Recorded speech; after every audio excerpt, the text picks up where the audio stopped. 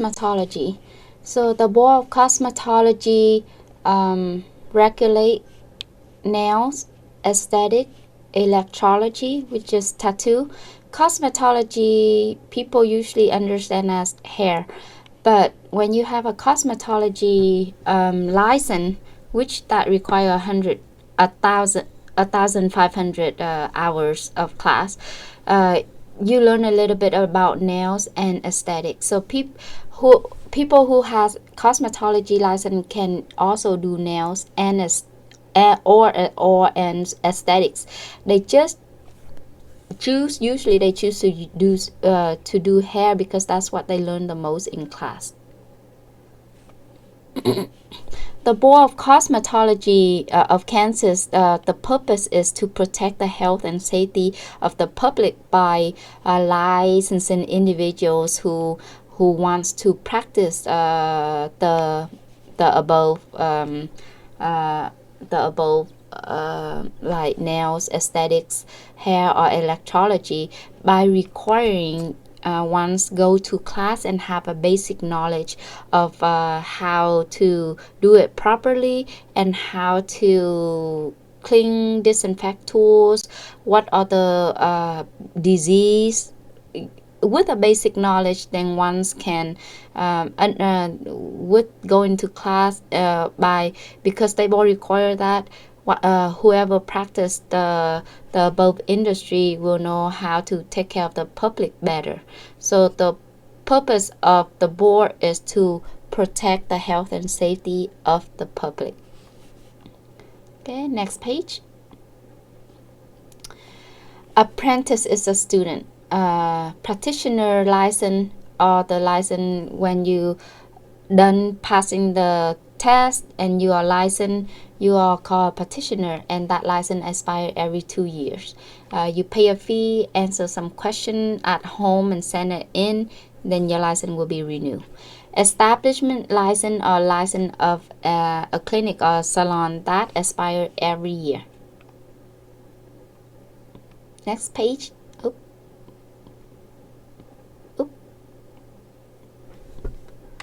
Maybe this better. Apprentice is any person that's still in training at school. Board is in short for State Board of Cosmetology. So the law books, we already post the link for the full law book if you want to go over that. However, in reality, we don't really have time, so I'm just going over the highlight part where I think is important. I don't guarantee that it's on the test or some of it that I don't go over maybe still on the test too, but going over the whole law book is a lot, so you guys are welcome to use the link if you guys want to read over it.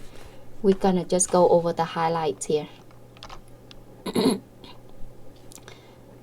Usually 30 days before your license expires, State Board will send you a notice to remind you the date of the expiration of the license. Next page. Salon or clinic, the license expire every year.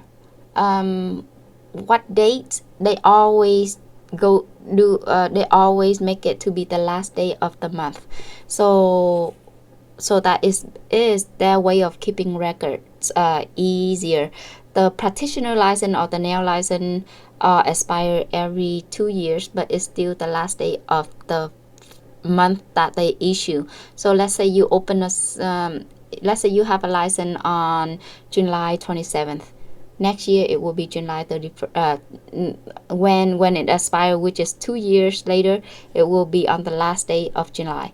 Or let's say you open a salon in March, 15th of March. A year later, on the last day of March, it will expire. So it will always be the last day of the month. What are the requirements for to get a nail license? If you are 17 years old and you have a high school, then you can go to school for the nail license. So as long as you're 17 years old and have a high school diploma, those are the only two requirements for doing nails. And of course, you have to pass the written and the practical exams. Next page. Okay.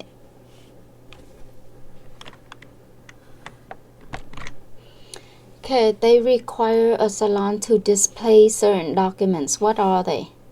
In front of my office, you see there are many documents that are posted, and that is a requirement.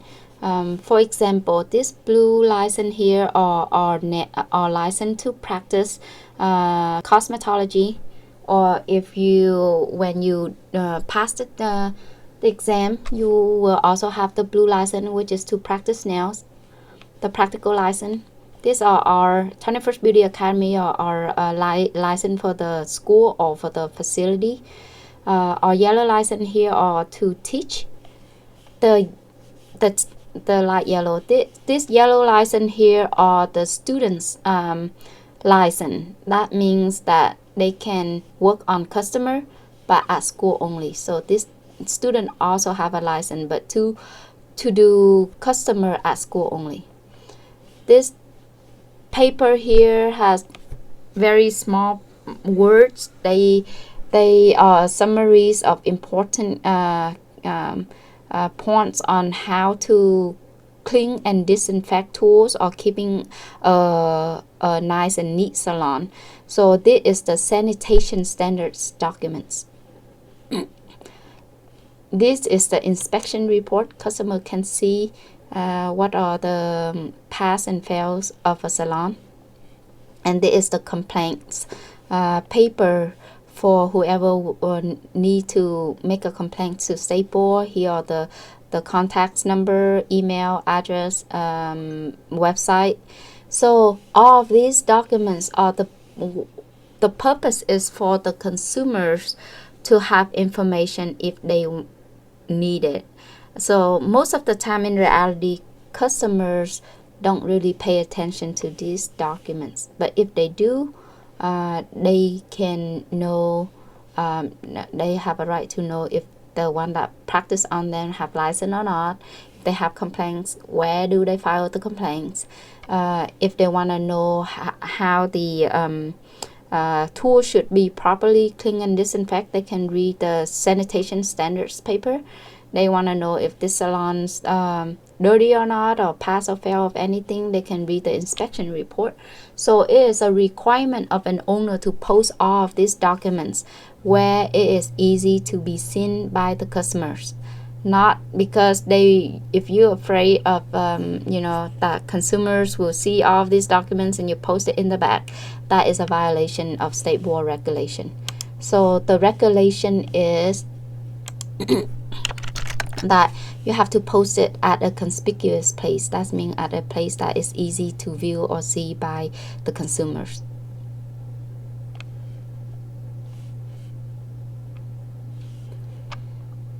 So what are the documents?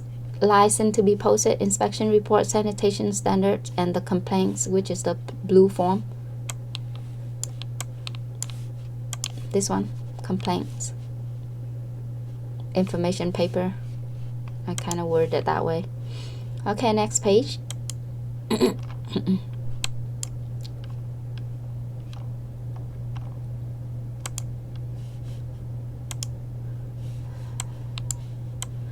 The vacancy in State Board occur by death or resignation. That place or that spot will be filled by the governor of the state.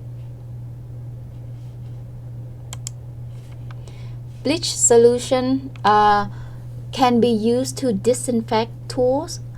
It's a mixture of 1 part of bleach and 9 parts of water. That is before. I think now, before, regardless of the brand, you always mix 1 part of bleach to 9 parts of water. For example, 1 cup of bleach to 9 cups of water.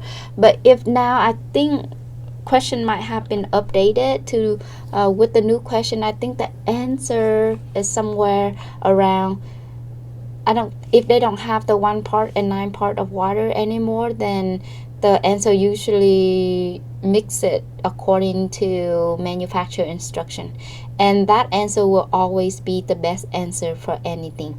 how to do this, how to mix this or that, according to manufacturer instruction is the best choice.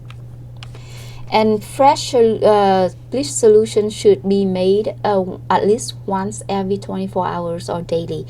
Or if it is not 24 hours yet, but there are if there are things floating around in there like dust, nail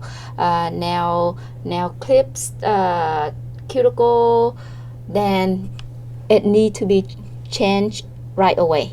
Okay, so that's why the process of before put it in the solution, you have to scrub with soap and water, rinse it well before you put in the solution, in the disinfectant solution or in the bleach solution. BOR is in short for Kansas Board of Cosmetology. Clean is very straightforward. It's free from soil or dirt or wash with soap or detergent. Communicable means it's transmissible or contagious. Consumer is person who receives services. It's very straightforward. You kind of read over once and then it makes sense. EPA, if you recall from the infection control chapter, EPA regulates disinfectant solution in our industry. It regulates many stuff, but in our industry, we just need to know that it regulates disinfectants. EPA stands for Environmental Protection Agency. So anything in short, we need to know what it abbreviates for.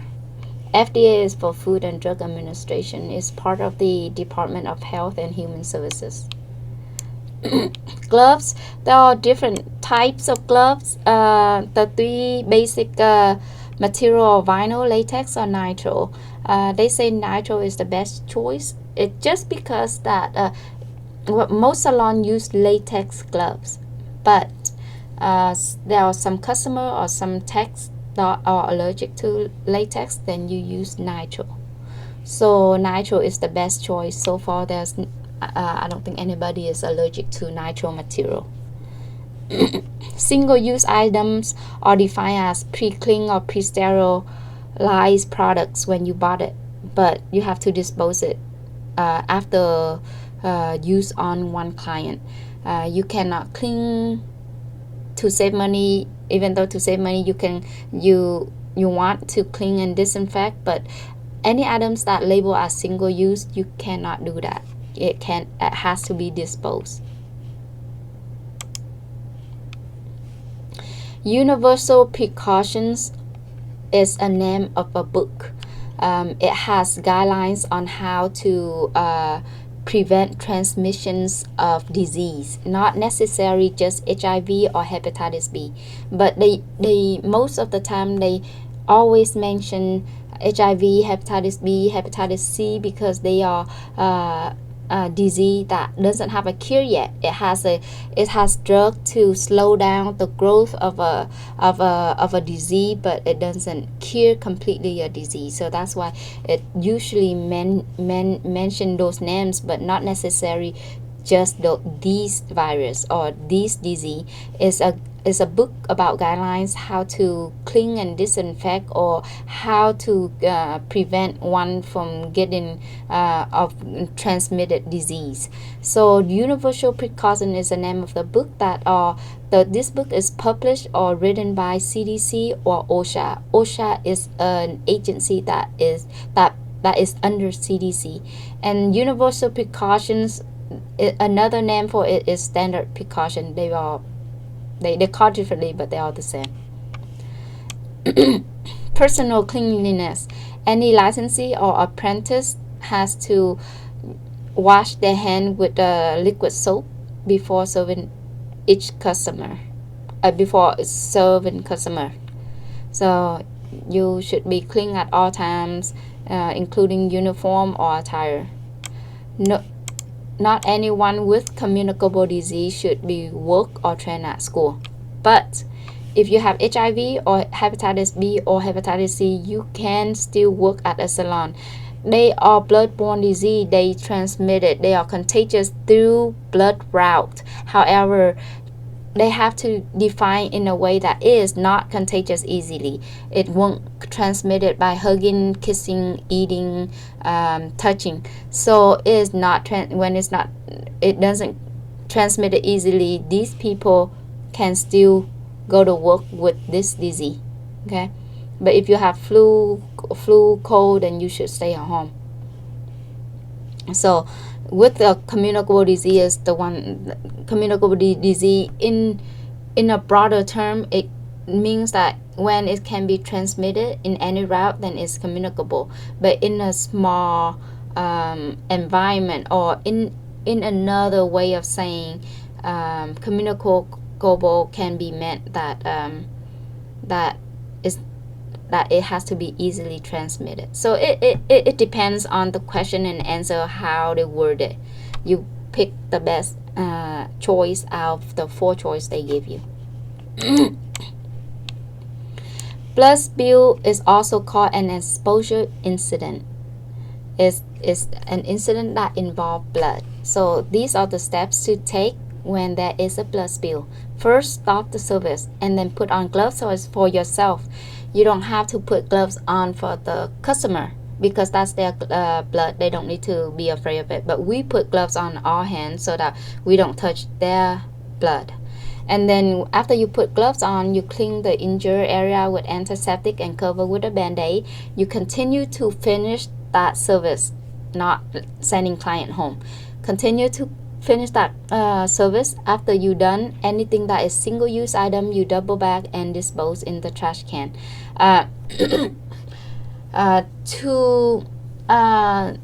Actually, to be in details, those double bags has to have the word biohazard on it.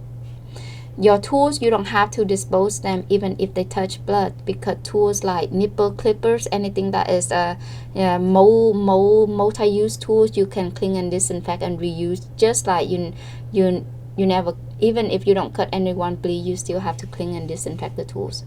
At the end, you clean the station with disinfectant, but even without blood spill, you still have to clean the station with disinfectant.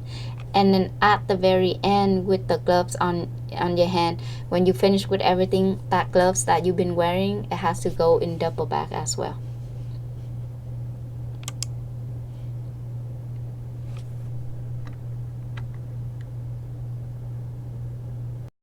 Towels, ropes, or linens are to be used once. You have to set that aside and not use it again until it has launder. And when you put the dirty towels, it has to be in a bucket or in a receptacle that is closed and labeled. It doesn't have to be clean because it's already used.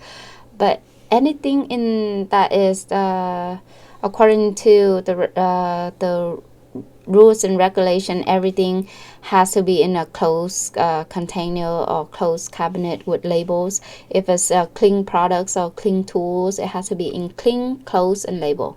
If it's dirty, it has to be enclosed and labeled. So always close and label, or clean, close, and label. Towels has to be washed in 140 degrees Fahrenheit and 15 minutes at least. So that is the minimum. Clean towels to be stored in cabinets or containers that is clean, closed, and labeled. Any item except single-use item where you have to dispose after one client. When it's in contact with clients, it has to be disinfected before use and provide services to another consumer. Bottles and containers has to be correctly labeled. It has to be marked, and it has to be stored in an area not open to the public. That's what that means.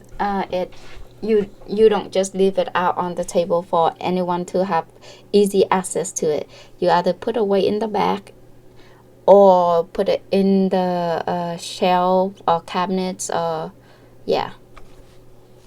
You should keep all products properly labeled, clean, and closed containers. Again, it's a repetition. When you remove a product from a bulk container, you have to remove in a way that you don't contaminate the rest of the unused portion. Make sure you keep the products free of contaminants Any product that are banned or restricted by the FDA, we don't use it. Very straightforward, common sense. Dispose stuff that cannot be disinfected or sterilized, then you dispose it. That means any single-use item has to be disposed after one use. And when you dispose in a trash can that has a lid. A trash can that doesn't have a lid is a violation.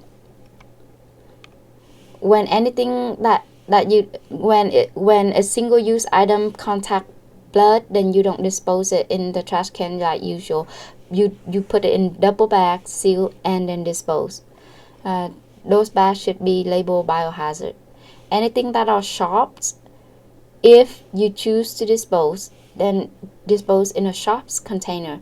It is not necessary or requirement to be disposed if it touch blood for sharp items like your tools, like nail clippers or nippers. You don't have to dispose them in a sharp containers. You can clean and disinfect and reuse. However, if you choose to dispose any sharp items like needles or nippers, then it has to go in sharp containers so that when people clean it up, they don't actually jam themselves. Send in ban or consider single-use items. Even if your clothing or your uniform have pockets, you are not allowed to put instrument or carry instrument or supplies in your pockets. Pedicure equipments are considered any apparatus that hold water.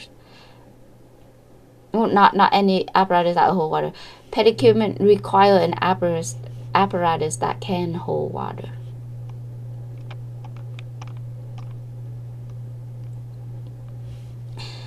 Instrument that already disinfected should be stored in a cover, clean cabinet or container that is labeled and closed. That means it has to have door on the cabinets or lids on the container. And because it's disinfected already, it has to be stored with clean instruments only.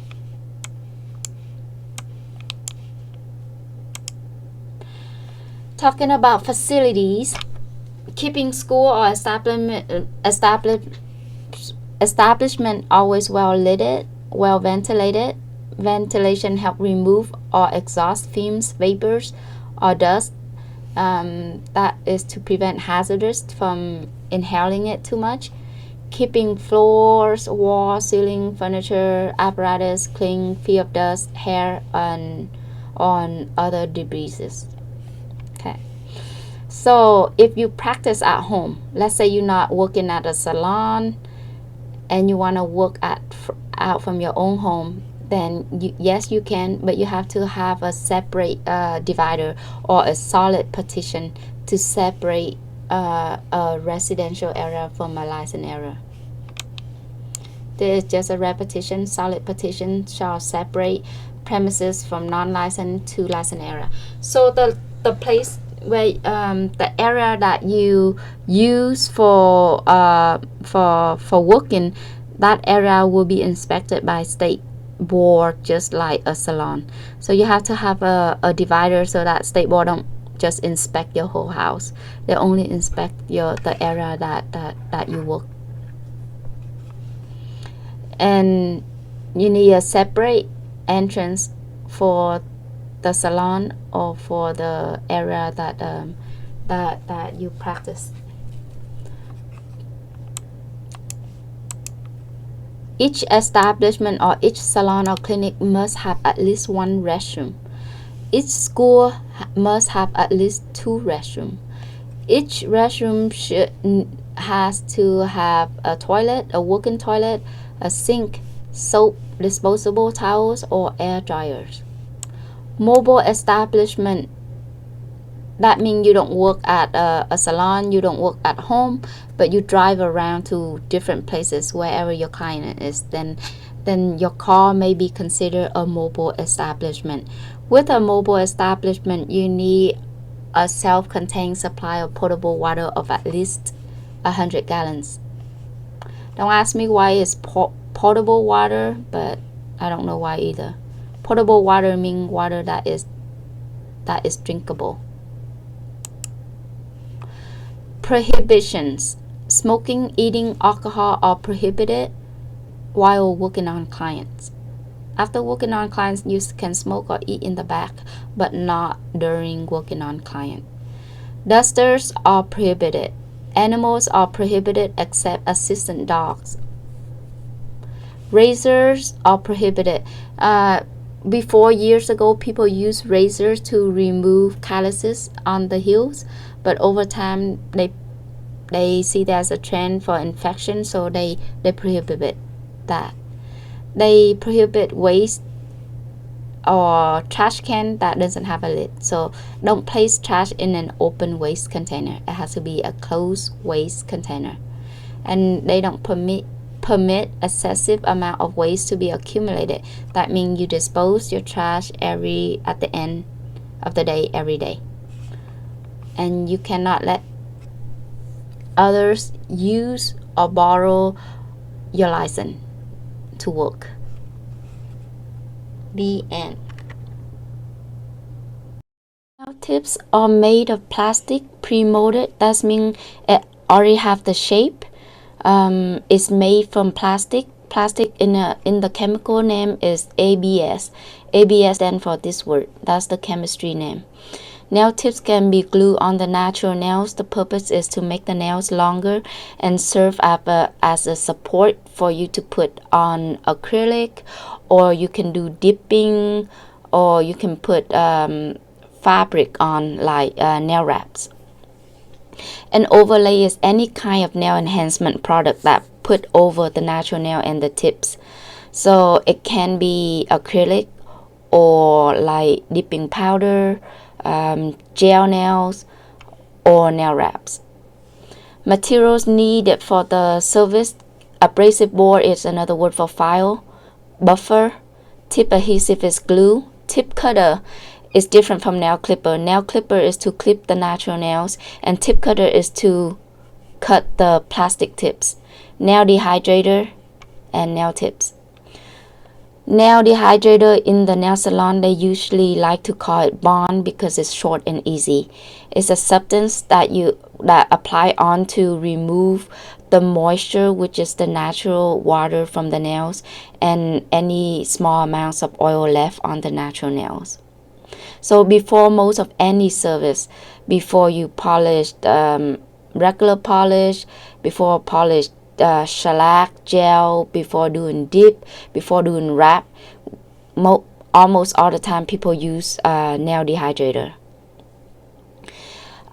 Tips come in different type of shallow depression, or in other terms is a well.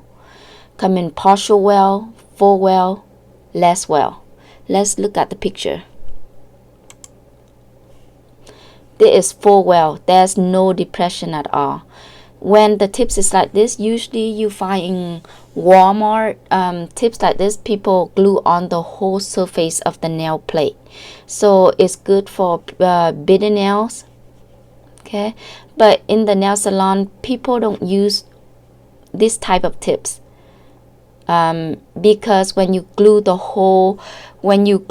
on the tips on the whole surface of the nails, it have more chance to lift off. This is the full well tips. Half or partial well tips provide less coverage. This is a half or a partial well tips. In the nail salon, we usually use the well-less tips. That means there's no the well-less tip is mostly we use in the nail salon. It can apply just a little bit on the nail plate. It doesn't require much blending. You just blend right here a little bit, just right there. Actually, in reality, when people in the nail salon, they don't really blend this unless you're doing dipping, because dipping will show up the line easier. That's why you blend. But in acrylic, when you put on a thick coat of acrylic whether there's a line right here or not, it won't show up much. So people don't waste the time to blend the lines right here.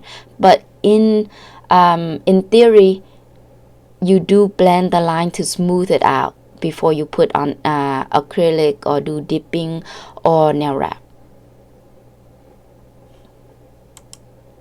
Okay, so a well defined as a silo depression. Position stop is the point where the free edge of the natural nails meet the tips.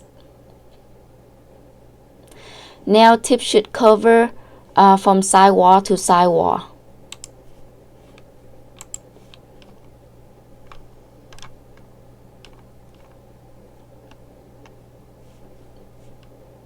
So the wall of the tips should cover the wall of the real nails. If it's extra, we should file it off a little bit so it can meet exactly. That's the most ideal. You don't want it less or more. You want it to be exact. And the positional right here, look at right here, where the free edge meet the tips, that is the positional stop. Okay. Nail tips adhesive is another word for glue, defined as a bonding agent used to secure nail tip to natural nails. Usually it comes in a tube, so it's easier for application, but not necessarily have to come in a tube. When you cut the tip of the glue, you want to always point away from your face, but not in the direction of the client. So it should be point on the side. So if any accident happen, it doesn't go into your eyes or the client's eyes. In theory, you should always wear eye protection like safety glasses when using or handling nail tip adhesives. The contact area right here is the contact area, and right here is the positional stop point. Okay, contact area should be blend smoothly right here. Like I say, in reality, in real life, people don't really waste the time to blend right here because acrylic go over it anyway. But when you do dipping, dipping is very thin. Most people will blend right here. So contact area is right here, and positional stop is right here. Positional stop and contact area.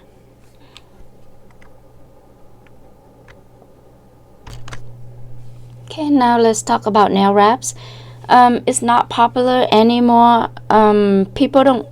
The nail technician doesn't like to provide nail wrap service because it takes too long. So clients really don't know that there's such service exists. We will go over this for the purpose of the test.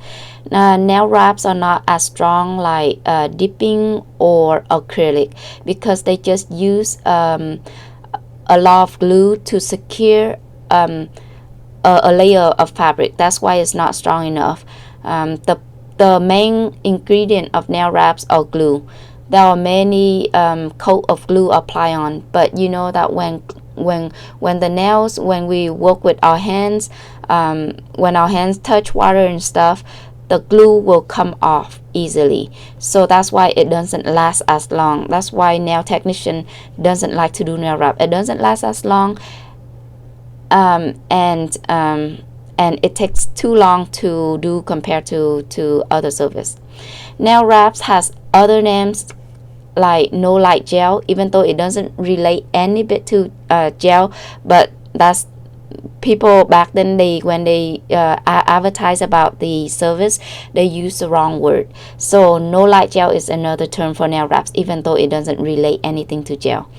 Or adhesive nail enhancement, because wraps use lots of glue. They use mainly glue to make the nails thicker and stronger. So nail wraps defined as any method of securing a layer of fabric or paper on or around the nail tip for strength and durability. Let's review it a little bit here. Okay, so nail wrap use a lot of they put on coats of glue, and they put on fabric, and they brush many coats of glue over it. The more coats you put on, the thicker it is. Okay, and then after that they buff it. So they can put the fabric over the natural nails, or they can glue the tips on and put the fabric over. They also can make the glue dry faster by using activator, which we already talked over in nail chemistry chapter. Nail wraps, just like acrylic, they are used to make the nail stronger than the natural nails. It can be used to repair or strengthen natural nails or create nail extensions, just like any other nail enhancement. Nail wraps is a type of overlay, just like acrylic, that can be used over nail tips. So nail wraps is an overlay that uses glue to coat and secure fabric wraps to the natural nail and nail tips.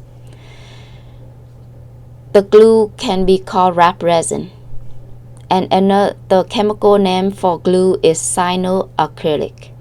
Glue, adhesive, cyanoacrylic are all the same.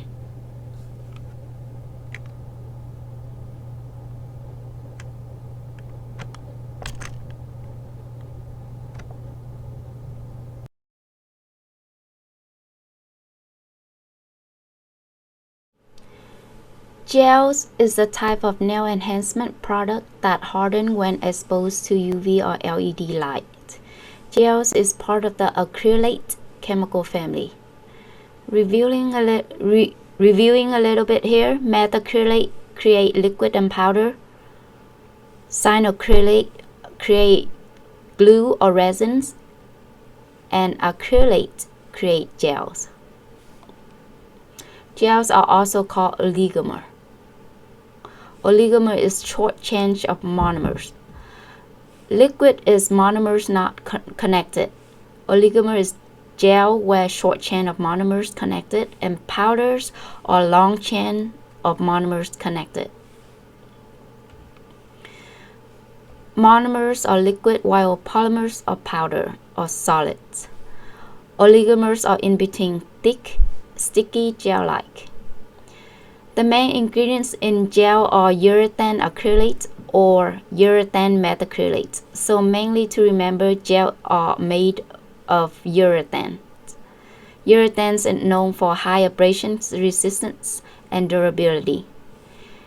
Gels react with the UV or the LED light to harden. Photoinitiator is an activator that they put in gel, so when it reacts with the light, it can cure faster. Gel come in different viscosities or thickness or thinness. They come in different colors.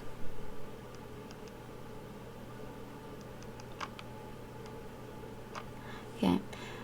Before you put on gel, you put on bond, so it called bonding gels. It helps increase adhesion of gel to natural nails. Okay, gels come in different consistency. For example, they come in thinner consistency or thicker consistency. The thickest consistency are called building gels. Is a thick viscosity. It allows you to build the arch and curviness for the nails easier. Where self-leveling gel or the thinner consistency, it helps smooth out the surface. So for example, when you want to create the arch, you use building gel. After the building gel, you want to make the surface smoother, you put on the self-leveling gel.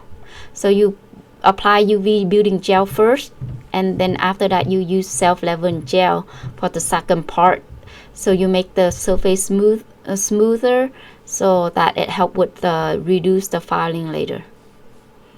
Gels come in different colors or pigmented gels. Gel has to cure under the UV light. Regular polished or called lacquer, enamel, or varnish.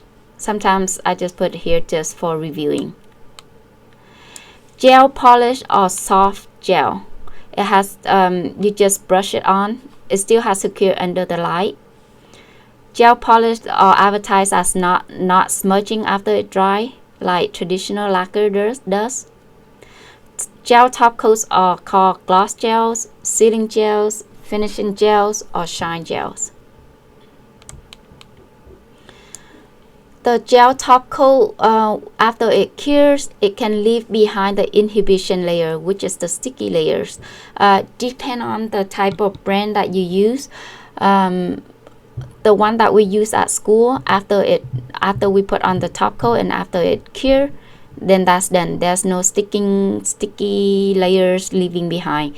But for example, Gelish brand, after the gloss gel or the top coat gel has cured, it leaves behind a sticky coat, so that when you touch it, you thought that it's still wet or it doesn't dry yet, but it's just a sticky layer that you can wipe it off with an alcohol. So gels come in different thickness or thinness, colors, or opacities. The more opacities it is, the harder you can see through.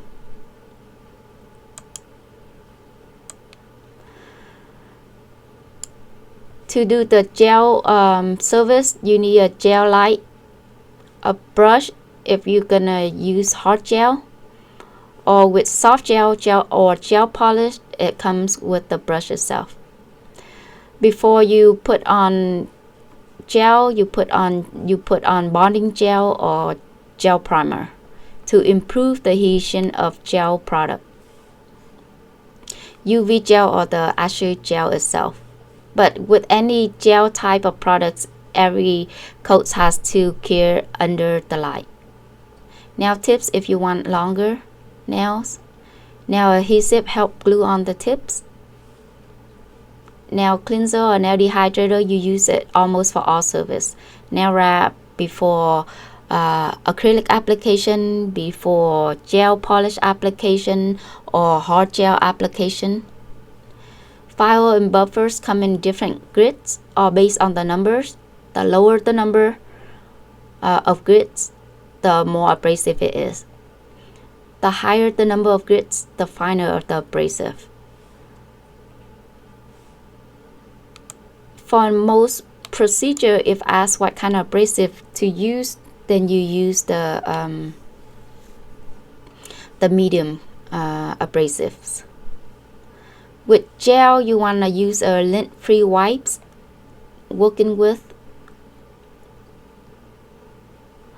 For flat fingernails, you want to use building gel to create arch. Fingernails that already have the arch and the curviness, you probably can skip the building gel and use cell leveling gel to create just a stronger nails, because you already have the curviness. You don't need to create curviness anymore, then use self-leveling gel. The UV lights come in different number of, there are different number of bulbs. There can be more bulbs or LED bulbs. Each bulb can come in different watts. The higher the number, the stronger the light, or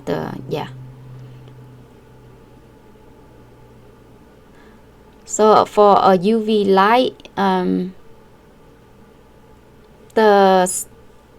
it depends on the number of lamps that you have in there, or the number of bulbs you have in there, and depend on how many watt per bulb you have. So let's say a light unit has 4 lamps. Each lamp has 9 watts. That light unit is 9 times 4 equal 36 watt light unit.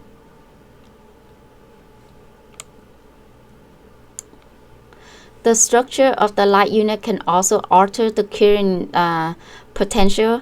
For example, if it's a big unit, lights are farther away from the nails, then it probably takes a little longer to cure. Gel polish or soft gels also come in many different shades of colors. Gel polish do not dry, they cure under the light, they will not smudge. To remove, you soak in acetone for about 5 to 10 minutes. For soft gel, you remove using acetone. But for hard gel, where you put it on, like you put it on acrylic, when you need to remove it, you have to drill it off. You don't soak in acetone. That's why technicians don't prefer, or a lot of Asian salon, I don't see many of them do hard gel for many reasons. Hard gel takes longer to do because you have to cure after each layers, and you have to put on many layers to create the thickness. It is harder to remove. You don't soak in acetone, you have to drill it off, and it's more expensive.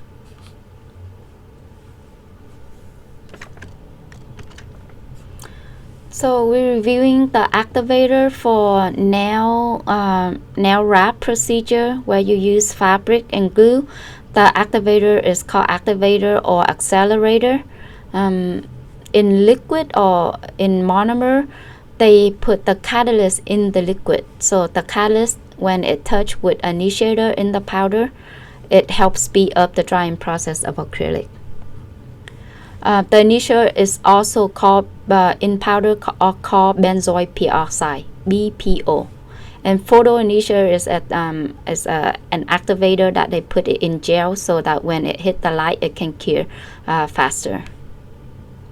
Regular nail polish called lacquer, enamel, or varnish. Made of, you can use fabric or paper wraps. Fabric wraps has 3 types: silk, linen, and fiberglass. Paper wraps is the weakest type of wrap. It doesn't provide any strength or durability, except it is stronger than the natural nails because we use layers of glues. But out of all the type of wraps, paper wraps is the weakest. The fabric wraps: silk, linen, and fiberglass. Fiberglass is the thinnest, not as strong as silk, so silk is stronger and linen is the strongest. So when we cut the fabric wrap, we have to make sure that it covers the entire nail surface and the tips. Fabric wrap is a type of overlay to strengthen the natural nails. Silk wrap, let's talk individually about the kind of wrap. Silk wrap is the thin natural material with tight weave, so it's a tighter weave than fiberglass, but less strong, not as strong as the linen. It becomes transparent or clear when the glue applied. It's lightweight and has a smooth appearance when applied to the nails. Fiberglass is thinner than silk. It's a loose weave compared to silk wrap is a tight weave. It's easy to use and allow the wrap resin to penetrate even quicker than the silk because the weave is looser. Linen wraps made of closely woven heavy material. Glue will not penetrate the linen as easy, and after you finish, it leaves an opaque color. So polish must be used to cover the linens, where the silk or the fiberglass may become clear. But linens provide the strongest wrap. So people who want a very strong finish, they may choose linens. But anyway, all of these wraps are not popular. Nowadays, nobody would do nail wrap service anymore. Now, resin accelerator or activator is a chemical that makes the wrap resin or the glue dry quicker. It say that it help the glue dry up in about 2 minutes. So after you apply the glue, you can spray the activator immediately. But after you spray the activator, you don't want to apply the glue back immediately. You gotta wait for 2 minutes because it's the activator is doing the work, making the glue drying up. So if you put the glue right after the activator, the brush of the glue will mess up. So in theory, you put on glue, lay on the you put on glue and you spray the activator, you wait 2 minutes, and then you put on another glue, and you just keep repeating that however many coats you prefer. The more coats, the stronger it is. So resin or glue, the chemical family is cyanoacrylate.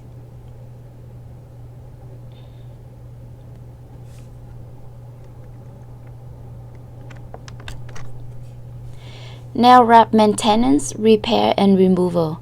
Maintenance is a term used for when a nail enhancement like acrylic or wrap or dip need to be serviced after 2 or more weeks. So usually they would say I need a fill, or a backfill means that I need some the product to apply onto the new growth of the nails. Repair is nail wrap repair is when there is a crack in the nails. You would cut a small piece of fabric and lay over that crack area and apply glue over. Nail wrap removal is like taking off the nail wrap completely.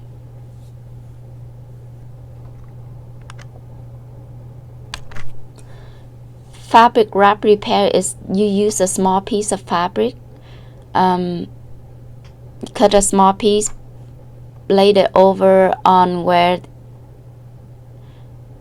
you put it on where the nail crack or break. So there are 2 types of terminology. A repair patch is a piece of fabric you use to cover a crack or a break. If there's no crack or break, but the area is kind of weak, you call it a stress strip. It is pretty much the same. You cut a piece of fabric and put over a weak point. But when there is a crack, that piece of fabric called a repair patch. And then if there's a weak point, that fabric you call a stress strip. Fabric wrap removal is immersing the entire enhancement into small glass bowl filled with acetone, just like acrylic removal. You soak the acrylic or in this case fabric, you soak it in a bowl of acetone. Wait enough time for it to soften and you push it with a wooden pusher.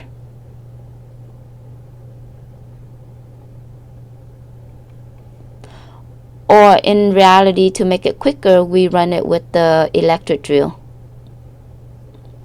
We always suggest a manicure after removal of any enhancement, because after removal the nail looks very dry and rough.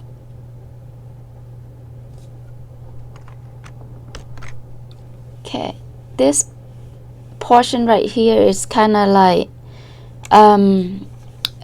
a summarize or a summarize of important points. So procedure to put on the nail tip application, we always push back the cuticle. For any service, we push back the cuticle, remove the natural shine of the natural nails, remove the oil, which is the oil coat of the natural nails, by filing and buffing or running the drill. Put on dehydrator and put tips on, or put fabric on, or put acrylic on. Viscosity describes the thickness of the thinness of a liquid. Nail tips should never cover more than 1/3 of the natural nails. Placing nail tips on natural nail plate, the motion is you stop the tips at the edge and you rock it on and you hold it for about 5 seconds waiting for the glue to be dry. When blending or smooth a nail tip at the contact area, use the fine buffer and it should be held flat across the surface. The action used with a wooden pusher is to remove softer nail tips, is to slide off with a pusher. Linen is the strongest material out of all the out of three. Linen is the strongest, then comes silk, and the weakest or the thinnest is fiberglass. That is out of fabric. But talking about different materials, paper wrap is the weakest or the weakest out of all wraps. Improper use of activators can cause heat spike to client and nail bed damage. Nail wraps should be rebalanced with resin and new wrap every 4 weeks. After 2 weeks, you just need to use resin only. You don't need to cut a piece of fabric because the area is very small. When pressing the fabric on, they suggest you use like a sandwich bag or a plastic sheet when you laying it over the fabric, and you use your finger to press on it, so that way the oil from your finger won't transfer onto the fabric. To avoid damaging nail wraps when removing existing polish, use non-acetone remover. So after 2 weeks that we need to do the filling, they suggest, in theory, even though in reality we use acetone for everything, but in theory you use non-acetone to remove the existing polish because you don't want to melt the fabric or the acrylic on there.